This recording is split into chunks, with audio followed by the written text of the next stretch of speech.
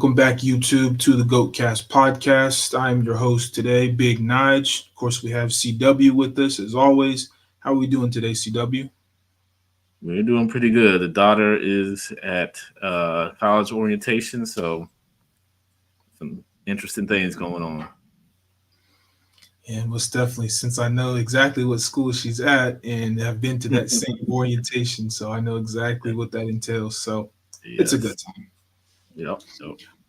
But we got to see the epic showdown between the Indiana Fever and the Chicago Sky.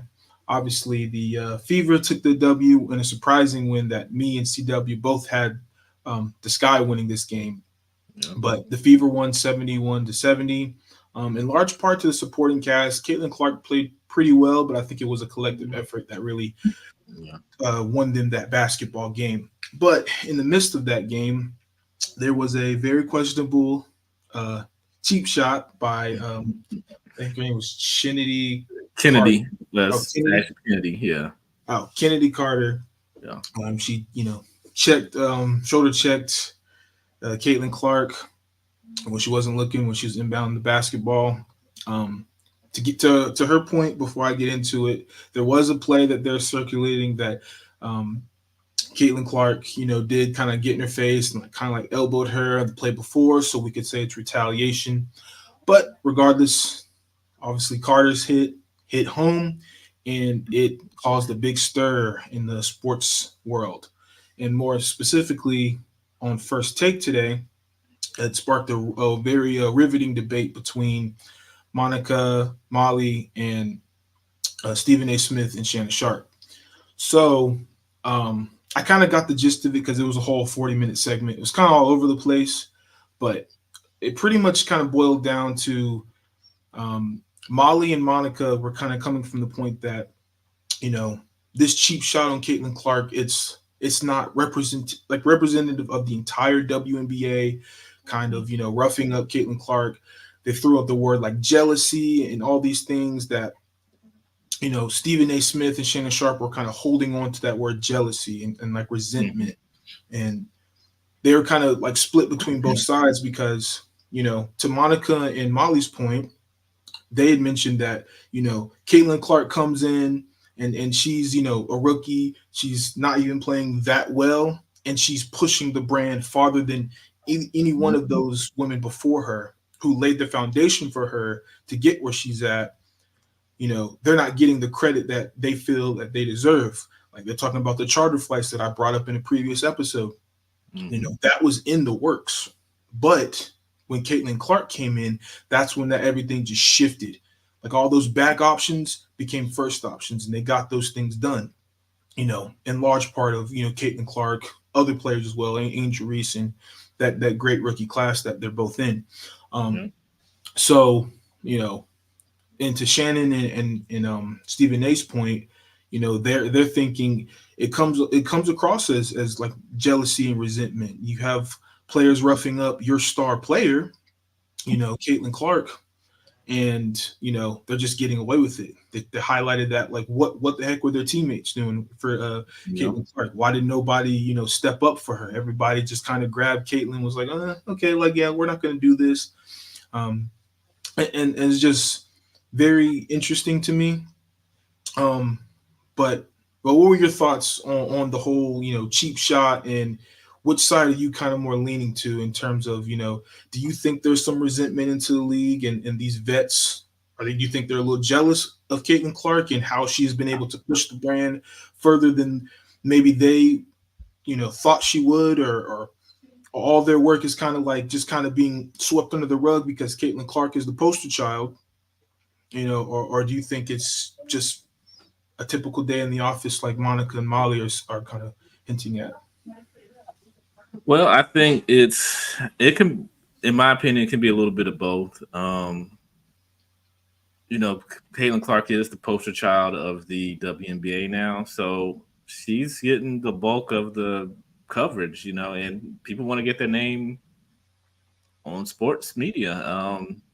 And as you see, Kennedy Carter, I've never even knew who she was until now. So she did her job. She got her name out there, so people might be looking at her highlights are looking at her a little bit more under a microscope now that she did what she did. So um, I think I don't know if it's jealousy or nothing like that is, but I do think that they are targeting her because she is so big right now and she's garnering so much attention that they're trying to show her that we're better than you, and that's typical. LeBron James came in, players try to do that, but they couldn't because LeBron was that good when he came in. Jordan the same. Magic Johnson. These guys came in. Larry Bird. Uh, they had the stigma of they were going to come in and be great, and they came in and they were great. In Caitlin Clark's case, she's had flashes of greatness and she's struggling a little bit, but I think it goes along with her position. But I don't think it's a big deal, and I see both sides.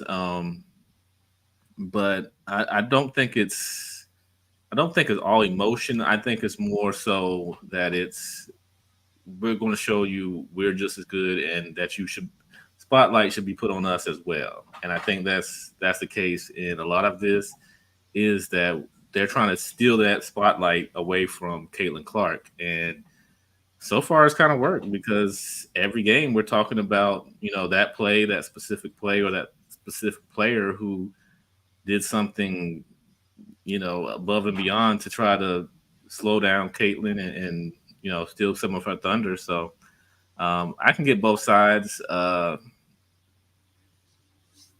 So yeah, I mean, I don't know. Not Molly, but Monica got a little bit.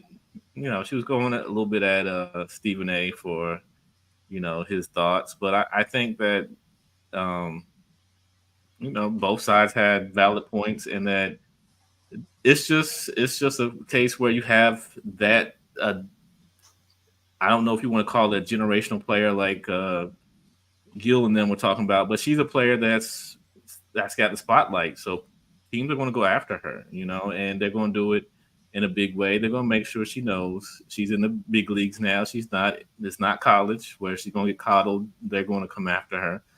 And I think that's all that it is. I don't think it's anything beyond that. And so, I mean, I get where you're coming from with this.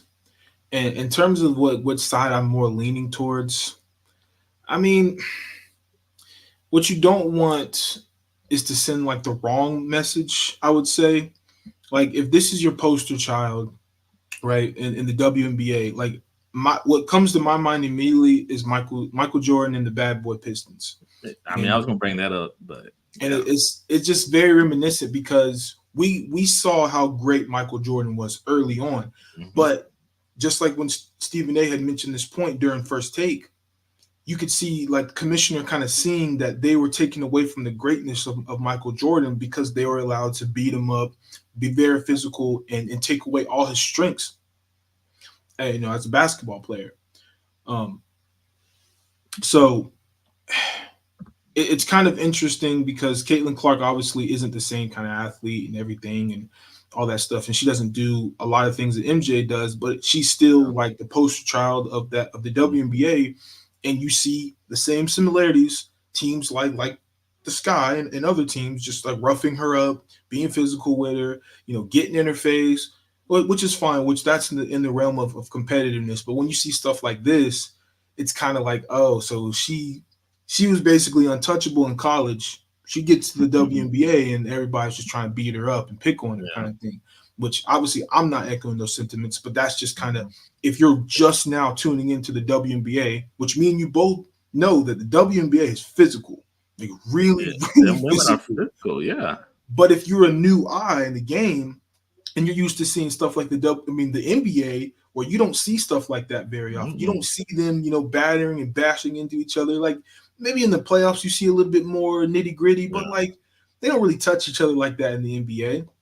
So if you're looking at it from an NBA fans perspective, oh, this is a bunch of 60s, 70s basketball. These Yeah. women are just beating each other up. They're shooting 20% from the 3-point line, very low field goal percentage. Like if you're Mm-hmm. looking at it from an NBA perspective, you're going to miss the bigger picture that these are two completely different games.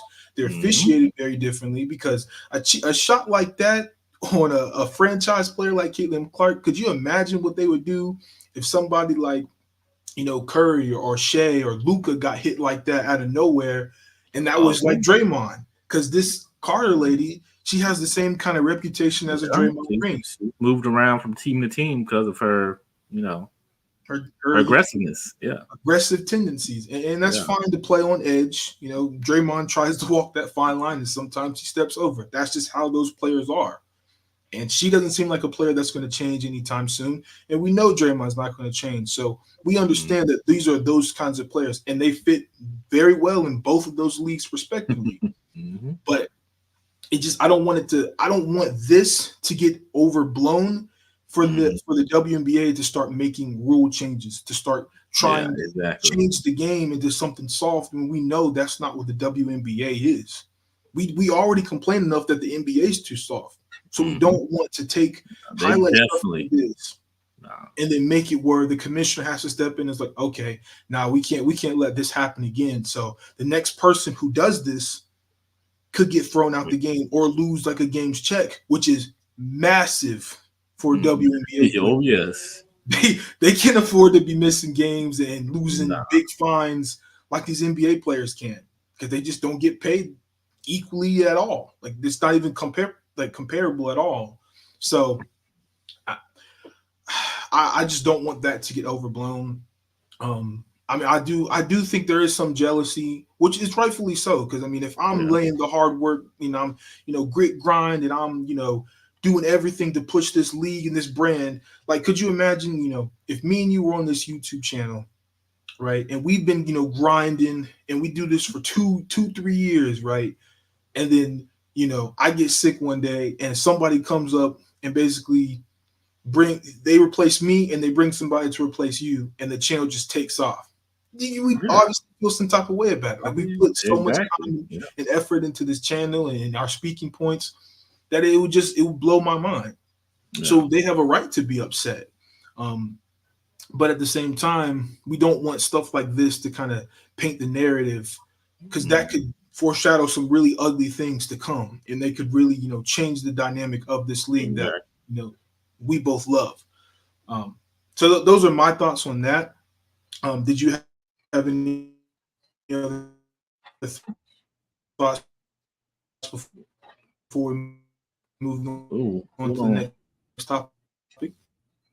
Oh, hold on. Hold on. We for some reason it's going slow. Can you?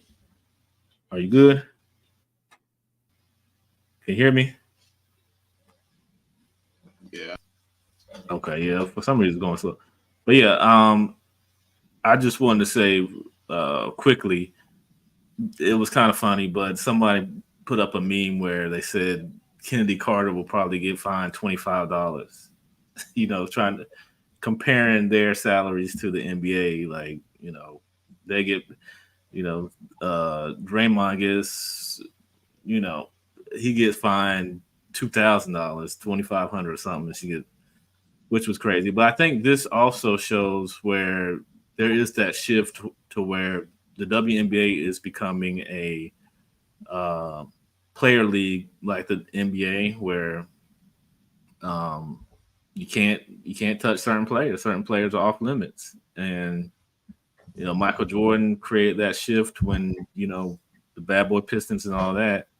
Um, and I hope we don't see that with Caitlin Clark, but there could be that shift to where they do change the rules because they want her to be as dynamic as possible. And no one said anything about the WNBA all these years, and they've been physical for pretty much since their inception. They've, that's their style of play. Mm-hmm. So, changing the rules now would kind of it would put a spotlight on the shift from actually them being able to play their game to being more superstar driven. So I hope that doesn't happen because that has in some ways hurt the NBA, but we'll see how it goes. So Speaking about the NBA, obviously, we saw the Western Conference Finals and the Eastern Conference Finals. Obviously, we saw Dallas, more specifically, it was more surprising than obviously the Eastern Conference Finals. We kind of already knew the Celtics were going to beat the Pacers. It didn't matter how many games, whether it was four, five, six. We knew the Celtics were going to win. Not much to talk about there. Um, but I'll give them their credit. They looked very good. They even came out on the road and took on the Pacers, which is a place that I thought they'd show some weakness and obviously take a loss or two out there, but they did not. And obviously that's in large part of Tyrese Halliburton going down. We Exactly. understand we understand what level he brings to that team, and obviously if he's not on the floor, then they're not much of a competitive basketball team. But they showed their heart and they fought hard, but yeah, no, that the Celtics still haven't really been tested this postseason, but they took care of business nonetheless. Mhm. So before I won't go into how the series is going in just yet. I'm just giving them their flowers for kind of cake walking through the Eastern Conference for obvious reasons. Um, Mhm. we'll start with Boston. And do you have any thoughts on how they looked as a whole throughout this Eastern Conference before we get into the finals on their side? They like I said, they did what they had to do. Quite a few players are going to earn some paychecks that are non-Boston players. I mean, Neimark, I think that's his name. From him to probably Josh Hart, a couple of guys on the Knicks, on down to uh, not well that they didn't play the Knicks, but Cleveland on down to um, Miami. Some players stepped up against a team that's really, really good in the Boston Celtics. So they did what they had to do. I don't really have much to say. I mean, they got the luck of the Irish this postseason. If they fail to get a championship, this is going to look. I think this is going to look bad on them. This is, because it was paved in gold. They just had to, show up basically, and they showed up, and everybody, even if they didn't have a good game, as long as everybody played close to their um, standard, they won. So it wasn't like they had to go above and beyond against none of these teams. So we'll see. We'll see how it goes. But I mean, like you said, Boston did what they had to do. Okay. So again, won't deep dive it right now, but let's go out west. So as you saw, if you didn't see, the Dallas Mavericks basically dismantled the Minnesota Timberwolves, Shocker. a team that I did not see it going down like that. Like Mm-mm. if either team was going to win, I thought it was going to be a tough 6-7 game series. Nah, man, that series was over almost before it started. Like I mean, if you want to credit it to Anthony Edwards calling out Kyrie, which led to the Kyrie explosion in Game One. You want to speak on the Game Two of epic beatdown, fourth quarter execution. Carl Anthony Towns not showing up for Minnesota games 1 through 3, and then kind of showing up. He showed up Game 4 obviously to avoid the Yeah. sweep, but then Game 5 it was too late, and Luka Doncic put on an absolute show. I Mm-hmm. mean, you could talk about the game winner that Luka hit. It's just too many things that just didn't go right for Minnesota that just went absolutely flawless for Dallas. I'm not getting into the numbers or anything high level because you had to really see it to understand. Because yes, you can talk about how great like Gafford, Lively, the energy they bring, the rim protection. They to Yep. me showed more than even like Absolutely. what I saw from Luca and Kyrie. Because Luca and Kyrie are Mm-hmm. all world, but it's them other guys. Is Lively going to make a play? Is Gafford? Is Derrick Mm-hmm. Jones? How is his defense going to look? PJ Washington taking the challenge and taking Yep. out Towns for most of this series, just baiting him to shoot these perimeter shots, and he's just not making them. And Towns Nope. just kept shooting them. So a lot can be said about that series, and maybe in a future video we can really break down what the Timberwolves need and what steps they can do to cross that contention threshold because they had a one hell of a playoff series or a run. Obviously, not really this series. That wasn't their best No. showing, but they had a great run. And Anthony Edwards is looking pretty good. He didn't look too good against the Mavs, but we'll call it youth.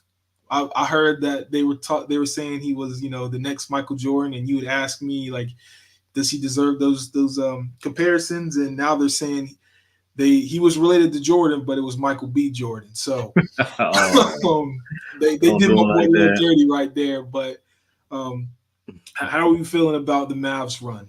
From OKC or the Clippers, then to OKC, and then eventually beating the Timberwolves. I mean, they are probably the shocker of the whole playoffs. I had very little.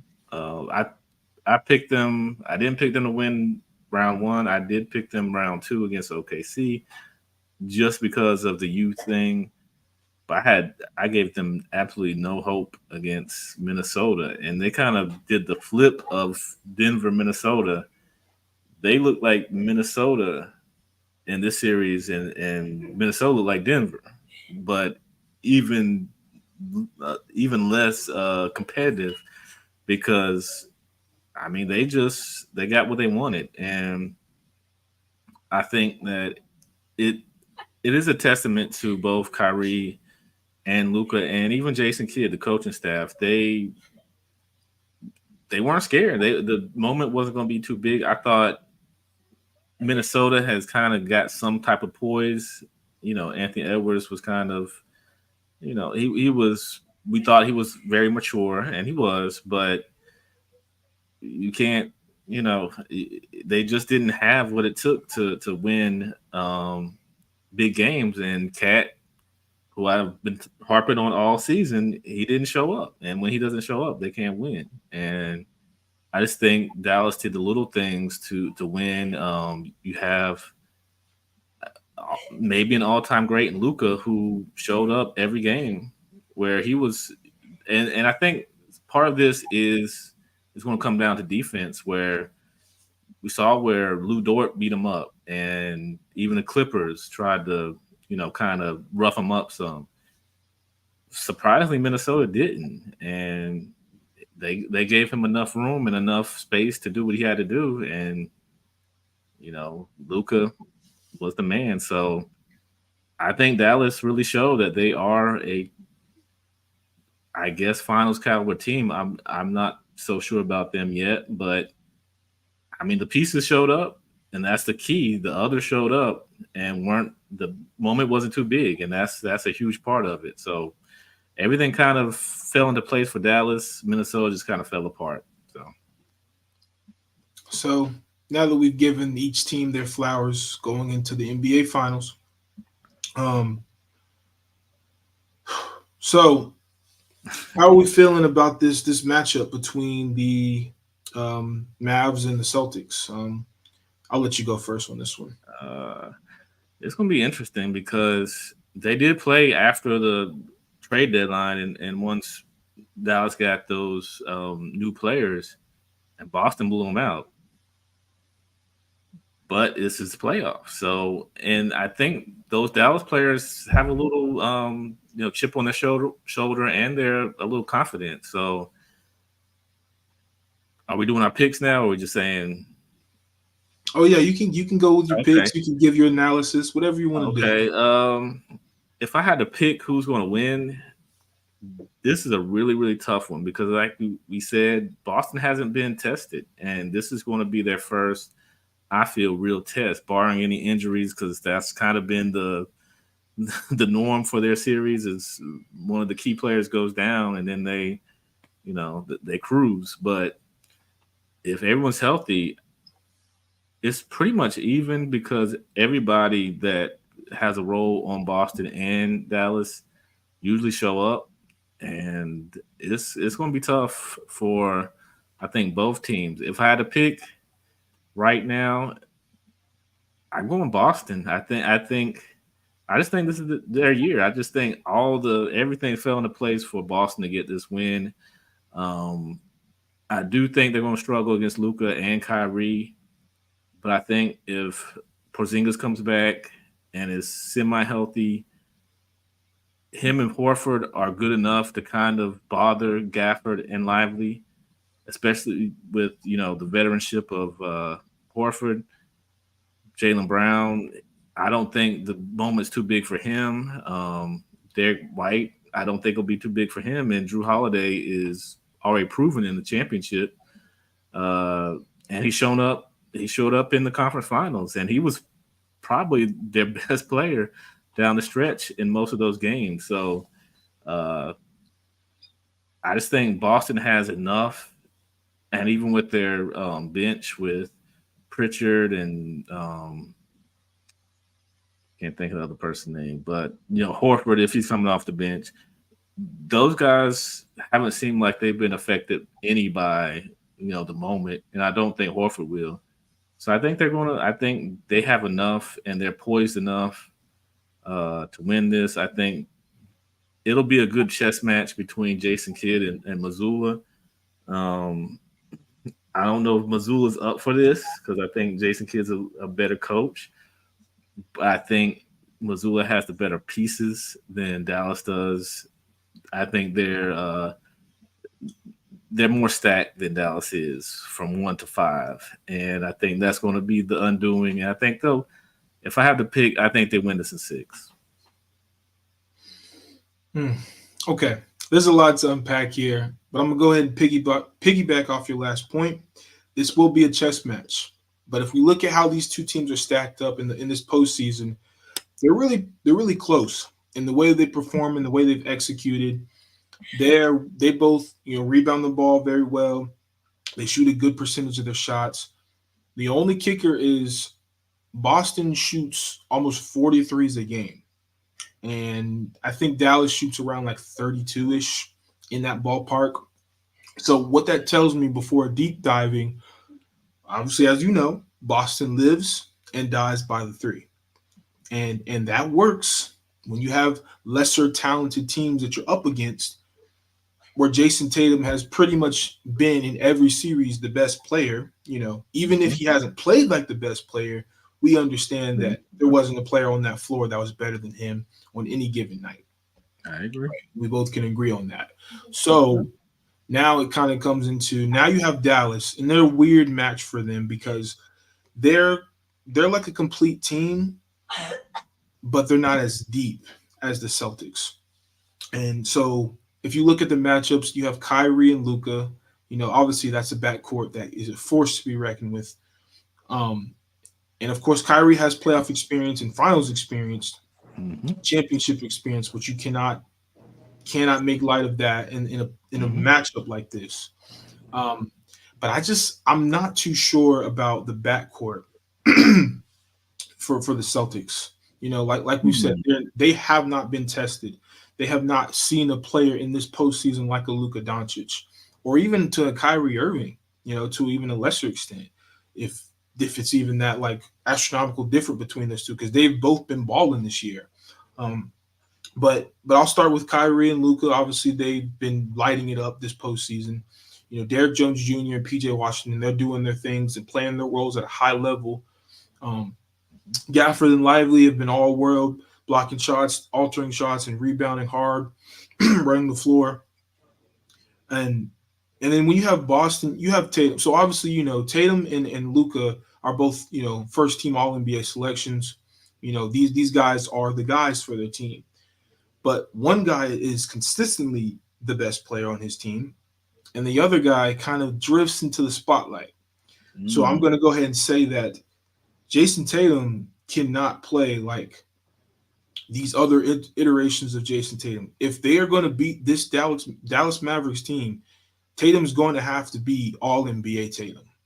And we can't have him, light up for quarters one through three, and then the fourth quarter everybody else is hot, so he's not touching the ball, and then he's out of rhythm when they need him to close, right? Because I do think he's going to be. I think he's going to have to close some of these games to beat Dallas because Luca, we know he can close. There is not a man on this earth that can stop him. So what we've seen in the past, especially in the finals and deep postseason runs, if you have the best player on the floor and you have a better coach, like the other team you're playing against is already at a disadvantage. Like, yes, we both agree that Boston is a better team, but Mm-hmm. it doesn't matter if the other side has the best player, can get all the calls, he can hit whatever shot that you give him. He's bigger and stronger than almost everybody you throw at him, which I'll get into the matchups in just a second. Mm-hmm. but there isn't anything that they can do to physically slow Luka Doncic down. And I made the mistake in the past series picking against Luka. I saw what he did to that Mhm. Minnesota defense. They were the best defense in the entire postseason. I don't give a damn what anybody says about the Celtics. They haven't guarded any. Mhm. They're letting scrub teams, no disrespect, light them up.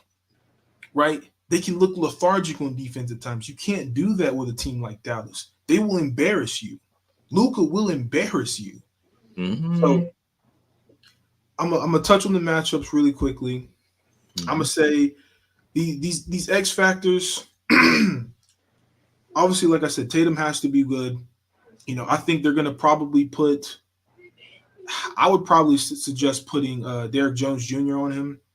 Um, he's long enough to bother. Tatum's a very perimeter oriented player. He can put the Mhm. ball on the floor, obviously, and he can kind of. I don't know. He's not the type of player to muscle through his matchups. He likes to kind of shoot over, kind of navigate through screens and finesse, kind of like Paul George in a sense. Um, so I like Derek Jones for that because he's a very good perimeter, fast, like quick hands, fast feet, very long, very athletic. So I think he can bother Tatum to some degree. But Tatum is supposed to, if the Celtics are going to be favored, he's going to have to dominate that matchup. But the next guy for the Celtics is Jalen Brown. Jalen Brown has been very good finishing this year. He's been very good on both sides of the ball this year. But if I'm Dallas, I'm trying to see how is he going to react to double teams. How is can we turn him into a playmaker? Because we know Jalen Brown has shown in the past, not the whole left hand thing, because that's not where I'm going with this. His decision making as a playmaker has always been questionable, especially in the heat of the moment, clutch situations. He's not the very best with the basketball in his hands. And obviously he can defer to guys like Derek White. He can give the ball to Drew Holiday and even Tatum too. But if I'm Dallas, maybe show some double teams at him, kind of make him make a read. He's not the best passer, so I would say make him turn him into a little bit of a playmaker, and see what those options give you. Because you don't want him going downhill. You don't want him in transition like he's a nightmare on those ends. And obviously, you don't want to make light of that defensive matchup because he's capable of locking anybody down. Outside of Luka Doncic and Kyrie Irving. Um, so those two are the big guns for the Celtics. Then obviously we have Drew Holiday. Maybe you look to post him up with Kyrie. Maybe even get Kyrie in foul trouble. He's been punishing guards all postseason on the block. So if Mhm. you get that switch on Kyrie, and Kyrie's a very slender guy, but he's been holding his own on the defensive end this year.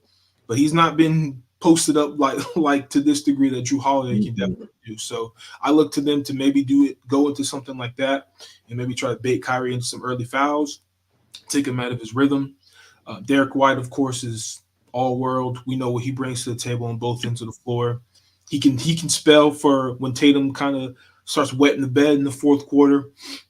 He can kind of do his thing and alleviate that pressure, so Tatum doesn't really have to. And then another big question for the Celtics is that Al Horford matchup. Is can Porzingis come back and be Porzingis? Is he going to be hobbled? Is he going to be sluggish? Because Luka is coming to exploit whatever center they bring out there. There's no center that they can switch comfortably at that position. That position is cooked, right? So Yeah. I I think it makes sense that whoever the screener is, it's got to be Tatum's man. It's you have to let um like I think you have to put Tatum on the big or a big wing on the wing on the big, because when they try to force that switch on the pick and roll with Luca, it can't be Horford, it can't be Porzingis. Like I'd Mhm. like them in roaming roles to like help rebound and alter shots, alter that lob in the back. Like especially Porzingis is very good at doing that. But no, you have to bring another experienced wing up there on that pick and roll. You cannot leave a big on the island with Luka Doncic because we already saw what he was doing to Gobert out there. It was French barbecue chicken. So um and yeah, so I mean the Celtics have ways to exploit Dallas, but Dallas, like I already said, Luka's looking for that pick and roll. You don't want to leave Drew Holiday and Derek White on him for too long. They're just giving up a little bit too much. They have the size, they have quick hands to bother Luka, but Luka is just too big, man. Like you can't leave them alone for too long. Like yes, those are exceptional role player defenders that you can put on him at times, but you can't go to that because Luka's too smart, he's too crafty. You have to give him different looks. If you give him the same look too many times, he's going to figure out that matchup and he's going to dominate it. We've seen him do it for too many instances in this postseason. Right, we saw him do it with Alexander. We saw him with Anthony Edwards, too small. We saw it with Kyle Anderson, who's a bigger, taller wing with good hands. He's just too small. Like, I don't see anybody on the Celtics giving him that much trouble, considering what I just saw against the Timberwolves. Right, and Kyrie Irving, PJ Watt, like the list can go on. But the biggest thing, honestly, can the role players continue to show up for Dallas? Can Gafford and Lively continue to be monster man amongst boys on the boards? Can they alter shots? And obviously, can Kyrie and Luka continue to turn back the clock? Bubble Luka and 2016 Kyrie. If they all show up, 7 games, 6 games, however many games the series goes, if they show up, Dallas is walking away with this championship, and I got Dallas 6 games. Six games for Dallas. You don't think Drew can hang with Luka? No, okay. He's pretty tough. He's guarding centers. He's guarding power forwards. He's pushing them around. Can I give you one? Can I give you one name, 2 words? Okay. Jimmy Butler.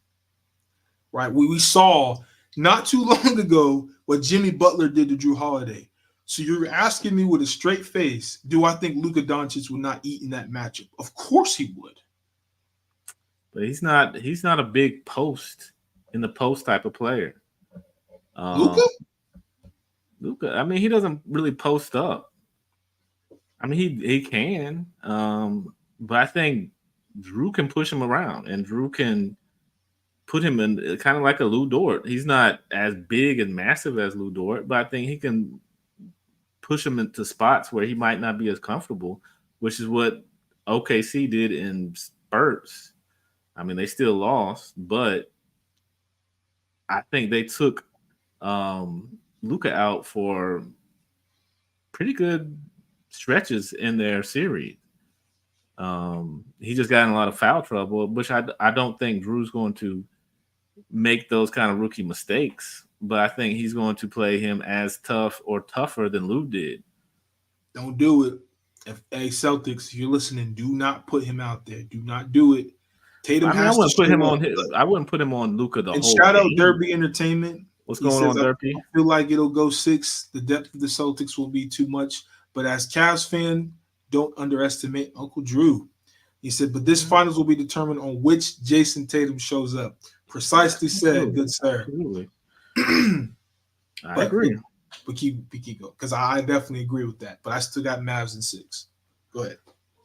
Yeah, I mean, but I think Celtics they have big wings, and I think those big wings are going to give both Luka and Kyrie some trouble. They're pretty quick. I feel like Jaden McDaniels just didn't. I don't know what happened to him, but he just didn't show up. He's just too small. That's all it was. He was just too small. Luka could bump him into and get to his spots because he's like what, $190? Come on now. Yeah, but he played Jamal Murray and those guys so tough. But Jamal isn't. He's a perimeter guy. Like Jamal's not a guy that's going to he's nowhere near the caliber of Luka Doncic. Okay. I mean, I'll give you that, but it's like night and day. There's no. I mean, Luka is big. He's what, 6? They say he might be 6'10", 6'9". He ain't that tall. He probably like 6'7", 6'8", maybe. They say he's just strong. Like he's like very strong. But I feel like Derek White's strong, but short. He's short. Drew Holiday strong. Short. Jason Tatum strong. Jaylen Brown strong. You can throw a lot of different coverages on Luka, and even if it comes down to a Horford, Luca, Don't do that. Porzingis, Luca. Don't do that. Don't do that. Come on now. Do not do that. I mean, it's going to look similar to Rudy Gobert, but we don't give Horford enough credit. He's a smart player. He We really saw is. him get cooked against the Pacers. What do you think Luka's gonna do to him? Like, But he's not going to let Luca get to all of his spots, and he's smart enough to kind of let Luca take that shot. He's not going to do a Rudy Gobert and try to one-on-one play him. but He'll he give let Pascal Siakam get whatever he wanted. You don't think Luka's gonna get whatever he want? if he's in there like he was against the Pacers, possibly. But if Porzingis comes back, I think they can throw different covers at him. And I don't. I think from what I see, they can even put Tatum at the 5 and just have all wing players out there. You know, Careful what you wish for now. That no, I'm not saying they should do that to end mm-mm. the game or to. I mean, I think they can do that in certain spots because Nah. Come on, you got Lively or Gafford at that 5, man. You don't want so Tatum so down there. you're elevating Lively and Gafford a little higher than they They showed just certain things in that last series, yes, but this is a high stakes NBA Finals. Are you going to trust Derek Lively and Daniel Gafford to be all world in those situations? to give high energy and high effort. We're not asking them to be Shaq or Hakeem. We're asking them to crash the But boards still, hard, roll hard, and play great defense. And but both of them but are more that's than that's a capable of lot doing to it. ask for these young 20-something year olds. They just did it against the Timberwolves, a team that Okay, just well beat the that's Nuggets. not the NBA Finals. That's not go big or go home. I mean, it is to a certain degree, but this is it. This is the big stage. They don't have home court advantage, and they didn't have it last. Okay, they didn't have it last But to say, series, come on now. but to ask them to be these otherworldly others and with veterans, that's what I'm saying. Celtics have a lot of veterans who kind of understand the game, have been there. Horford's been there. I mean, Porzingis, he hasn't been there, but he's a veteran. Those guys from Tatum, Jalen Brown, Drew, they've been to the finals. They know what it takes. And I just think they're smart enough. Them, I won't say Missoula, but I think they're smart enough to be able to play Dallas the way they can beat Dallas. I think Minnesota, and I said this in a video, I think they were beat up from that Denver series. I think they came in a little bit too gung ho. They thought they probably thought they won everything since they beat the defending champions in Denver. And they got punched in the mouth by the Dallas Mavericks. So I don't know if that's indicative of how good or bad Minnesota was or is. I think Dallas stays poised and they were able to, kind of, um, to exploit some of the stuff that Minnesota let them do. They out I executed them in the fourth quarter. That was the pretty Okay, much but the that's game. that's that was the Denver way, but that didn't work for Denver going forward. So will that work for Dallas going into the series with Boston? I don't know. And I think that Boston, like I said, I think Boston has enough wings that they can throw so many different coverages at Luca and Kyrie that they can disrupt them enough to where I don't think you're going to see Luca go off first half like he was able to do. I don't think you're going to see Kyrie be able to go off. I think maybe you'll let one of them go off, but I think you're Okay. going to put a concerted effort to make sure not both of them go off, and you're able to stifle one of those. And they've got enough guys that they can throw at them that they can do that. He has to give the edge to the Celtics. They spread the floor Exactly, more than the Mavs, especially with Tingus Pingus on the floor, aka Porzingis. exactly. He ain't They speaking have too highly of Porzingis. and yeah, and that's another point. Boston can spread the floor very much. Horford, Porzingis, they can all hit the three. Every one of those, their starters and even their bench players can hit the three.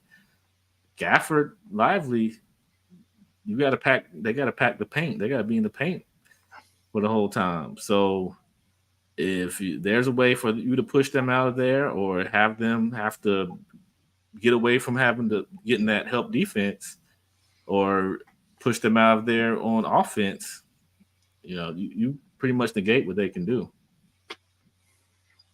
I think the point that you're missing is we have seen the Celtics, and we have seen them play what we would definitely consider an inferior Golden State Warriors team Mm-hmm.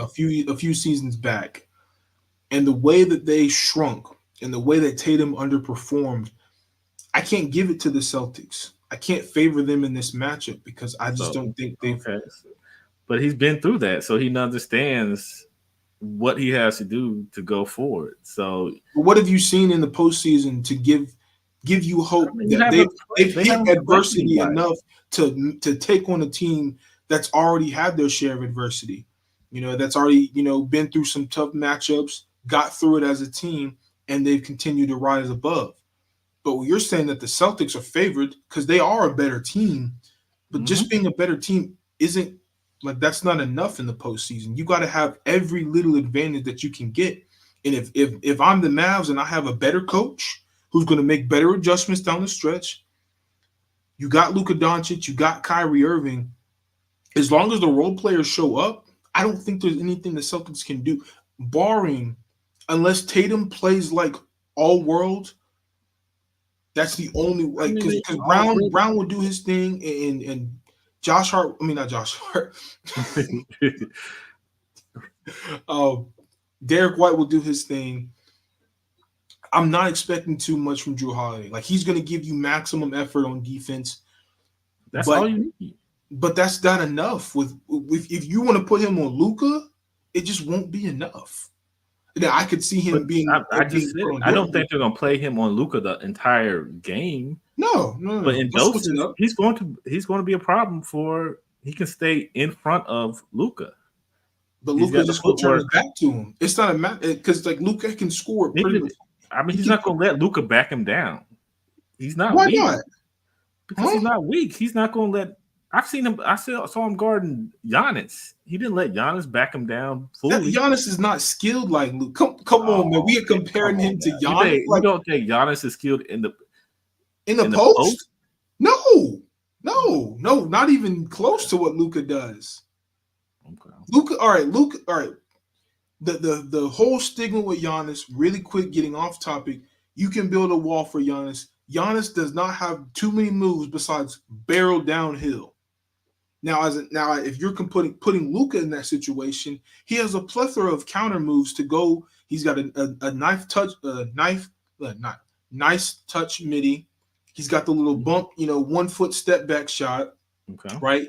He can go into you. He can go under you. He can go around you. He has a plethora of ways just from his footwork alone that put him in a completely different I'm just class than saying, is he somebody. going to move Drew all the way down to where he can? He don't need to move. He just needs to move him one So time you and don't get to his think spot. Drew's not going to be in his space the But entire time? You don't think that? he can get up in him and he can bother him like a Lou Dort can, if not to a better extent. Okay. But we're not saying because Luca is not playing like how he was playing against the Thunder. Like he's got more spring in his step. His three balls falling. Like, if you're telling me all these things are going to happen, there's no way in hell the Celtics are beating him. Okay. So if Luca's three ball isn't falling, if he slumps into more of that OKC series, then Hmm. what? You think they have the pieces to pick up where his production might go down a little bit? They've already shown that they do have the pieces. They have. We saw PJ I get, Washington almost be the MVP of that series. We saw Derek but Luca, Jones. He stepped up in a big moment. In big moments, like we have seen their supporting cast step up. It's just a matter of if Luca goes ice cold, who's going to step up, and if they don't step up, then the Dallas Mavericks have no chance. But that's okay. also like assuming that the Celtics, if Tatum plays like But even trash, if Tatum isn't MVP level Tatum, if he's standard Tatum, they have enough to beat. in my opinion, to beat that Dallas Mavericks team. As long as You're out of your everybody, mind. You're out of your mind. so No you way. don't think the Boston who have run roughshod through the entire NBA in the regular season destroyed Dallas earlier this season. You don't think Different. if That's a different team, though. It's a different it's team. not a different team? They played that same exact team, those same That exact team players. was very early. They were still getting to know each other. Don't do you know good and well this version of the Mavericks, more cohesive unit. They've been through trials and tribulations together. You can't say this is the So, same team as when they just so got them Boston full isn't a strength. cohesive unit that has been to the finals. Understand now what it takes. Maybe they weren't tested like we thought they should be in this run. Not at all. What team is giving them a scare? Okay, well, That aren't they matters, that good? but that matters in the They've postseason. beaten who's been in front of them. So haven't they not beaten who's in front of them and beaten them All decisively? every decisively because every team they played, their star player was hurt. Okay, well, I But mean they can't help that's that. like beating They can't help the Lakers without LeBron. That's like beating the Mavs without Luca. that. Like, of course they're gonna steamroll them. Okay, well, they've steamrolled them. So do you not They're think they supposed have the to. confidence to go into these finals and play like they won a championship? They didn't get it in 2022. Everybody's been doubting them. Everybody's been talking very negative, even though they've been crushing these teams. What positive has sports media had to say about the Boston Celtics? Nothing. They say how Jason Tatum hasn't looked very good this postseason, and they're down on them because they're playing inferior opposition, but at the same time they're beating them and they're beating them handedly. So what But you makes you just think said they they're can't? inferior competition. They're Okay, but inferior. either way, you don't think they can't ramp it up against a better team in a situation where this is do or die. This is a championship. This is what they fought hard to get back to. You don't think they have that mindset and that mentality to go in there and go full force? Because I don't think you're talking a lot about Boston's defense. Who's stopping them on Dallas's side? It I mean, depends it's on what barbecue matchup you have. chicken. Jalen Brown can destroy Luca and Kyrie. Jason Tatum can get by all of those guys and bully them. Okay, Who's whoa, whoa, stopping whoa, those whoa, whoa, whoa. guys? Pause. Now you got me with Jalen Brown. Jalen Brown is Who was definitely a stopping? Who physical. was stopping them? You talk. Derrick Jones Jr. is going to stop Jason Tatum. No. I think they're gonna try to put PJ. I think PJ is probably gonna go on Oh, Jalen Brown, he's my but height. and that's fine. I mean, they're both like 6'7". It's not like Jalen Brown's like Tatum, 6'9". I'm talking about Jason Tatum. Yeah, okay. And Tatum is he shoots a lot of perimeter shots. So if you put a Derrick Jones Jr. on him, if Tatum's gonna go cold and he's gonna try to bait go into that step back, Derrick Jones Jr. is a very athletic and he's a very quick defender. He can stay in front of him and he can limit those shots, those pull ups that he shoots above his neck. Like, you're telling me there's nobody on that Mavs roster, but I just gave you PJ and Derrick Jones Jr. Both of them can definitely hold their own in that matchup. Those are I'm not saying not. they're going to lock them down, Those are but not. they have the size and the length to bother both of those matchups. So who has a better defensive team? Well, obviously it's the Celtics. I'm not Okay, disputing all that, right. but you know this. If you have a better coach team, you could have all the D1 recruits in the world, but if you have a Mhm. crap coach, that team is not going to go as far as they can go. Like, we've seen Boston play to the lower teams play down to their levels, right? Okay. You can attribute some of that to coaching, right? You can also attribute that to Tatum not playing all world, and we get Yeah. that, but maybe he didn't need to, and you can make that argument. But I just Exactly, don't. Durfee. Well, I can see PJ, but the other name I Derrick don't see. Jones Jr. now. Derrick Jones I don't Jr. see is PJ. he did wonders in that Timberwolves and especially in that OKC series and even against the Clippers, but that's neither here nor there. He's going to get his respect and his flowers for the stuff he's going to do in this series. No, I'm not saying they're going to lock either of those players down because we're talking about two damn near all NBA players with Jalen Brown and Jason Tatum. We know what they bring, right? And we talk about the supporting cast. I love what I'm seeing from Derek White. All right, maybe not so much from Al Horford, but he stepped up. He's done his thing. Mm-hmm. Right? Is Porzingis going to come back, and is he going to come back ready to play? Right? Because if you have two defensive liabilities in this series with um, Porzingis and Horford, what does that look like? Where can you hide them? If Porzingis is coming off an injury, and we've already seen Godfather Al Horford look about 65 years old out there, Oh, come on now. giving you a contention for the most baldest in the league type deal. So, hey man, I'm just saying the Celtics. He said, "I'll give the Mavs the edge." The Celtics had it easy because it's the East. Thank you. And I'm not gonna get into that point, but the East is so weak this year, and you told me that the The West, East, the East. Look East at is all the weak. injuries we had. Look at all the injuries the East had. Who's representing the West, man? What the fifth seed? The Yeah, fifth seed? I that's mean, not. What's that say about the West? the West is loaded. A fifth seed wouldn't even sniff the NBA Finals in the East. Like, come on now. But anyway, I'm not I gonna get off mean, look topic. at Indiana. Had they, They wouldn't if have beat Boston. if Stop it. the ball went a certain way, No, they no, had 2 games they could have easily absolutely. won. So they They were what, the 6th seed. injuries is So what helped them, and, 6th what seed. helped Boston. The They Dallas were. Mavericks actually earned their way to the finals. But hey, I mean, anybody that gets to the finals earned their way to the finals. That's all I'm gonna say. no, But okay. I don't know about that one, but we'll show up for the for sure. Celtics after. Yeah, and I already put that up there. Tingus Pingus show up for the Celtics after the injury. We don't know what version we're gonna get from him. We already know what Al They Horford can is. ease him in because who's going to guard him that tough? Who's gonna crash the board? Is Gaffer going to come out there on the 3-point line? No, but who's gonna be physical enough to stop those guys off and get them off the glass? You gonna put Tatum down there by himself? No, you're not going to put Tatum by himself. Who are you gonna put down there You're then? going to test out Porzingis, see if he's got enough to fight down there, Oh and then you nah. put Horford. He got Oh grown nah. man strength. Those other 2 kids, they ain't got grown man strength. Come on They now, man. It's a he different gonna game. toss them to the side. They catching that thing from top of the backboard, man. Horford just gonna be looking up, looking to the stars, man. He ain't getting up there no more. I mean, sleep on Horford and sleep on those guys all you want, but Look, I like the these, Celtics, but the these guys are Mavs, I got poised. Mavs in 6.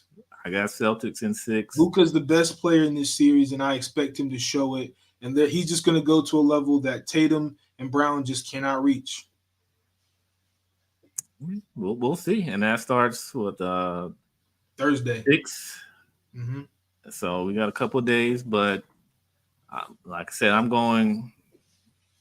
No, Lively's he's back. Yeah, he came back for Game 5, and He's he played. fragile though, so He played. He played fine. He didn't he's miss a shot. fragile. So He's fine. uh, if Horford and if Porzingis Tingus Pingus comes back, they're gonna beat him up down there, and he's gonna be back. Oh, they're no. Yeah. They can shoot and they can score better than them, but don't you can say beat them up down there? Nah, them boys on the glass, they're gonna give them boys fits on the Gonna put glass. Luke Cornett out there.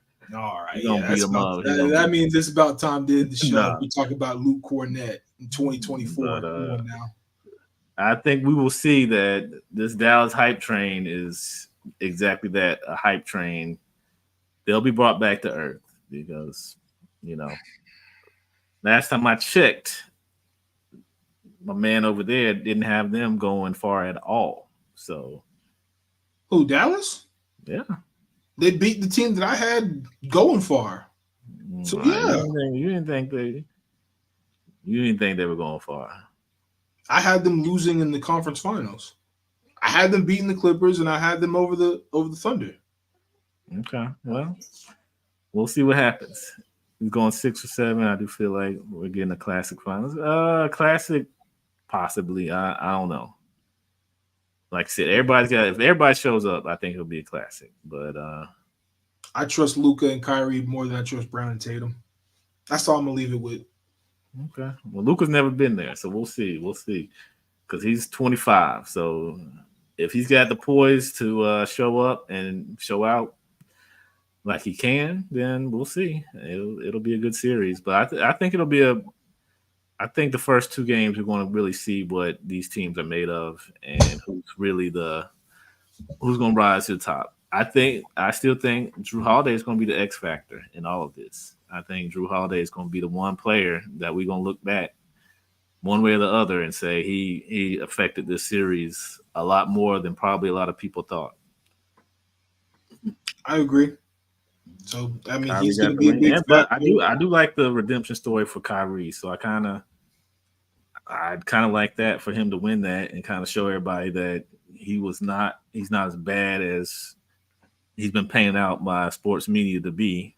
So That was a whole agenda, the whole Stephen A. And he was really mad at Kyrie's dad, to be honest. But not going to deep dive it. But yeah. So we have our picks. They're locked in. You got Celtics in 6. I got Mavs in 6. Your X factor for that team is Drew Holiday. mm-hmm. I'm looking at the role players specifically for Dallas: PJ Washington, um, Derek Jones Jr., and of course, Derek Lively and Gaffer. Those 4 guys can show up. I already know what Luca and Kyrie gonna bring to the table. So I need those core guys to I show gotta up. see. I gotta see Josh, Luca game one. I gotta see what Luca's gonna do. he I just gonna gotta eat. see He if gonna cook, man. He gonna that cook. pressure gets to him. I'm gonna see. We got to see if he can take that pressure. Nah, man. Ain't no pressure coming from the Celtics, man. Ain't no pressure, man. But you When got any closing words before? As a Cavs fan, I want the Mavs to win because of how Boston treated Kyrie. I can respect that. No, I yeah, can respect that. I mean, I don't like how he was treated either. So, I mean, I'm picking the Celtics, but I wouldn't mind, like I said, a Kyrie redemption story. So I don't really have a dog in the fight that much. So either way, I think it's going to be a good story. All right. But But we're gonna uh, go ahead and wrap things up here. yeah, Big we shout out to appreciate Derby you. Yeah, Entertainment. It yeah, was that's our guy, man. yeah, Definitely pull back up and keep yeah, keep popping on these lives, man. You definitely know what yeah. you're talking about, man. Yeah, make sure you subscribe and get notified. We do this at most times twice a week. So try to do it twice a week. So yeah, come through and if we're talking crazy, let us know. But if you agree with us, let us know that too. And shout out my So guy Ron for popping in the live for a oh yeah. few. He said Mavs in 4, and Tatum is gonna brick everything he shoots. So shout out Ron. That's a possibility too. So we'll see June 6th. That's what Thursday. All right, y'all. We'll have to stay Yep. tuned until then and stay tuned for the next video. I hope you like the video. Make sure you like, subscribe. We're getting close to our goal for, our first goal for 100 subscribers. Or, of course, me and CW will finally have our GOAT debate and finally figure out on the GOAT Cast podcast who the real GOAT is in the NBA, of You'll course. definitely Because we want to already tune know the in. real GOAT out of the 2 of us is me. So, Like these things. jeez. It'll affect Phil Jackson's legacy because he saw something in him that nobody else did. So we'll But, see what Tingus Pingus can do. jeez. Jeez, man. We're gonna go ahead and get out of here. Do you have any last words before we close it out, CW?